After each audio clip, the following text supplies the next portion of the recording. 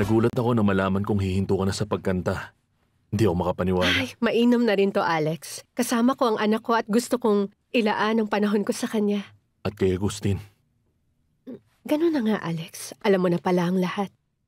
Bibigyan ko ng pagkakataon ng sarili ko na maging masaya. Hindi ko akalain na aabot sa puntong inisip kong mamahalin mo rin ako.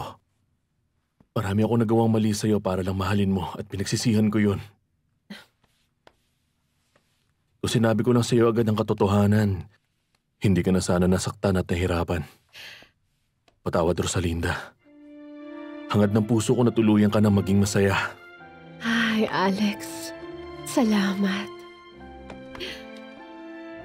Rosalinda, hindi ko alam kung alam mo nang nagde-date kami ni Luz Maria. Oo, alam ko yan.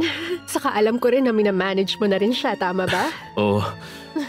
Gusto ko ring aminin sa'yo na dahil sa kanya, natutunan kong huwag maging madamot. Mabuti naman. Naisaalang-alang ko rin ang iba. At ngayon nga, nagpapaalam na tayo. May isang bagay pa akong aaminin.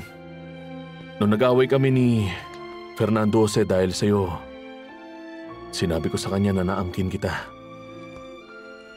Na ilang beses mong kusang ibinigay at sinuko ang sarili mo sa akin.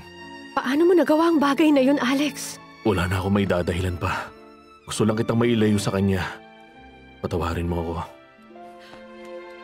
Magsisimula na ako sa bago kong buhay kaya gusto ko nang makalimutan ang nakaraan ko. Gusto kong harapin ang kinabukasan. Alex, masaya ako na naging totoo ka sa akin. Pinapatawad na kita. Salamat, Rosalinda. Hindi, ako ang dapat magpasalamat sa'yo sa lahat ng nagawa mo. Talagang nasaktan natin ang isa't isa. Pero dahil doon, mas natuto tayo sa buhay. Sana maging mas mabuting tao pa tayo ngayon. Yan na yun, Silvestre. Yan na lahat mismo ang kailangan gawin. Ihanda mo ng mabuti ang rancho dahil doon gaganapin ang kasal. Salamat, Silvestre. Oo naman, sobrang saya ko talaga. Isipin mo, pakakasalan ko na ang babaeng minamahal ko. Kaya naman pala, kakasal ka na. Aba, akalain mo nga naman.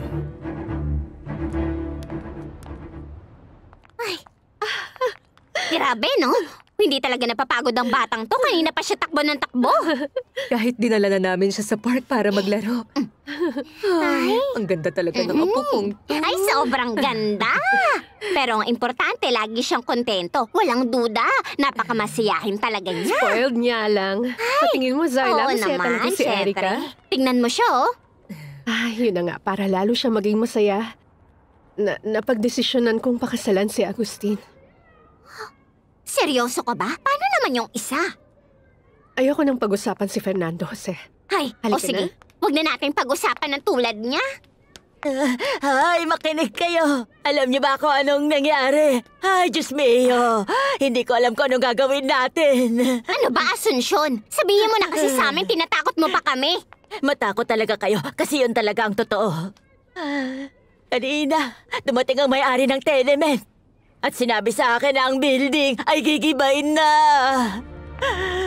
Kaya kailangan na natin maghanap ng malilipatan. Palalayasin na tayo sa tirahan natin, tayong lahat. Hindi nila pwedeng gawin sa atin yun. Oo, pwede. Malinaw na nakalagay yun sa kontrata. Ay, Diyos ko naman. Alam ko mangyayari talaga to, pero hindi ko inaasahan ganito namang kabilis. Ano nang gagawin natin? Magkaisa tayo. Ito ang kailangan nating gawing lahat. Ay, Iha, huwag mo na kaming alalahanin. Ikaw ay kakasal ka sa milyonaryo at dun ka titira sa napakalaking bahay niya. Wala ka nang dapat problemahin. Pero paano kami? Hindi, wag na po kayo mag-alala kasi hindi ko kayo iiwan sa panibagong labang to, pangako. Magtiwala kayo. Rosalinda.